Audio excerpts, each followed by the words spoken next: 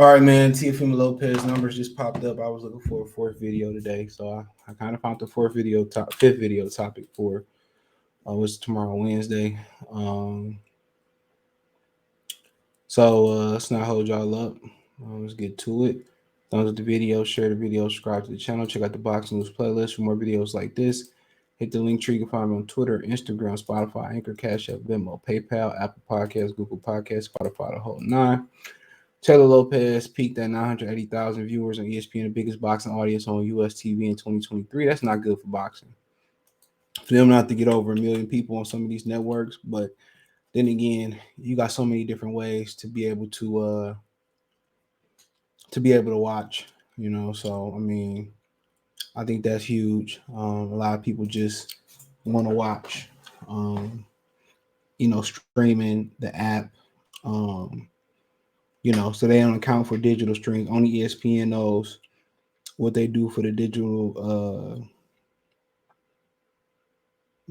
stream. So still, anytime you the best at something or you top dog, that's really really good. But then when you go out here ask for 9-figure paydays, you can't get a million people to watch you fight. It says Teofimo Lopez, Josh Taylor was the most watched boxing main event on network or cable television in the United States in 2023. Nielsen Media Research revealed figures Tuesday to indicate ESPN's viewership for Lopez Taylor peaked at 980,000 on Saturday night from the theater at Madison Square Garden in New York. Their 12-round, 140-pound championship match, which Lopez won by unanimous decision, was watched by an average audience of 940,000, ESPN's two-bout telecast, which lasted 2 hours and 23 minutes, drew an average audience of 781,000. It began with unbeaten junior middleweight Xander Zayas' eighth-round unanimous decision win over Ronald Cruz. Nielsen's viewership numbers included only those who watched Lopez-Taylor on the linear television because Nielsen doesn't track stream audiences. ESPN also doesn't disclose how many viewers watched on ESPN Plus, and network's $10.99 per month streaming service. Prior to Saturday's night, Shakir Stevenson versus Yoshino fight drew a biggest boxing audience this year on U.S. television. Stevenson's 6-round stoppage of Japan's Yoshino in the WC lightweight eliminator attracted a peak audience of 871,000, an average audience of 827,000 on April 8th from the Prudential Center in Stevenson's hometown of Jersey. Now, imagine if Stevenson fought somebody in Josh Taylor's notoriety in America, which he got way more notoriety than Yoshino. If you don't ninja, you know. So, and people actually come to see Shakir Stevenson fight in his hometown, unlike New York born Florida-based Teofimo Lopez, by the way. But yeah, still good shit. Anytime you the best, I'm the best around. Nothing is holding me down. You the best around. So I ain't even mad at it, But what else we got up in this joint? Nothing more. Who cares? So I mean, shit, they did big numbers. In this kitchen going ham. I'm doing numbers. Moj the Deuce Man video. Imagine if it actually was a good fight. People would have been lining up to see it if it was a good fight. Um, but yeah, man, I think it's good numbers, by today's standards. Because we don't know the viewership or who watch digitally and all that. But you think, you're on regular basic cable, you would think they'll be able to do better numbers than that. That's what I would just think. But like I said, it's a different day, different time. People got so many options how to watch TV. You could be lazy and watch TV now. Remember, they used to call you lazy for watching TV, but now you could be lazy and watch TV now.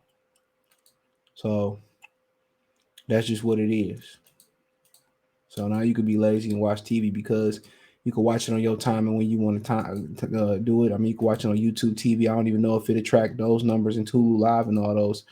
Does it account for those? So it's so many different ways that you can watch this stuff now. It is bananas.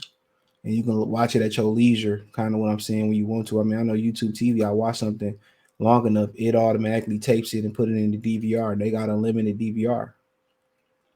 That's the crazy thing about it. They got a limited DVR, so yeah, it could tape as much as you want and auto tape for you. That's one thing I used to like about TiVo. When they used to do TiVos on the DVRs, man, that was the greatest thing. One of the greatest DVR services that I can remember, bro. Real talk, TiVo was the shit. You know exactly what you want, like what you might like, and all that stuff. So you know, so it had a good brain on what you kind of wanted to do or wanted to watch or whatever. So yeah, that's what I really liked about it. But like I continue to say, bro, it's just it's good numbers. But if they gonna stick on TV, man, they got to do better than that. They got to do better than that. So that's the $1 million thing. They got to just keep going and going and build on T.O. momentum and get him on pay per view. I mean, he talk enough, his style friendly enough, he got enough power. I mean, shit. I don't know what he missing to kind of um, go to that next level. So I can't really call it like what's like really missing in the pot for him to get over the hump. I guess a diehard ethnic background. That's why they so be so hard to find somebody with a background. That's why they so pressed to find the next Puerto Rican star, or they so pressed to find the next Sugar Ray Leonard. That's why for a while, and a lot of Bob Aaron would compare these fighters to Sugar Ray Leonard, and they wanted Floyd to be the next Sugar Ray Leonard. But think about Sugar Ray Leonard, he had $1 million smile, and also he had a gold medal run that endeared everybody around the nation, and people was able to sympathize with that. So it made it a lot more. His run was a lot more intimate than it was a lot more intimate than other runs. So that was the beauty of it. He was just an anomaly, not just getting a lot of guys in the past has got gold medals, but I mean, T.O. just don't have an ethnic following, bro. And then you got somebody complaining about how the black fighters are behind them. That's crazy. That's super duper crazy. You know what I'm saying? That's super duper crazy. So, um, so just think about that right then and there. How somebody complaining about how the black fighters are ahead of them. And you usually lowest on the totem pole when we come to talking about those type of things, bro. So, um, but yeah, I don't know what else they got to do. I mean, do we got to guest star on TV shows and all that type of stuff? And that's why they look for certain dudes with certain demographic and backgrounds and certain followers, and now they're using social media as a way to connect and plug in. So, I mean, it is what it is. So let me know what you girls and guys think. Thumbs up the video, share the video, subscribe to the channel. Next subscribe button is the bell icon button. Hit all notifications, increase your chance, get notifications. We go live or drop a video. Financially, want to support the channel. Cash App, $ CJ Good 313, Venmo, CJ Good 313, PayPal link in description. Hit the link tree. You find us on Twitter, Instagram, Spotify, Anchor, Cash App, Venmo, PayPal, Apple Podcasts, Google Podcasts, the whole nine. Appreciate the love, support. Let me know what you girls and guys think in the comment section. One time for the one time. Good fella TV. Peace. And check out the Box News playlist.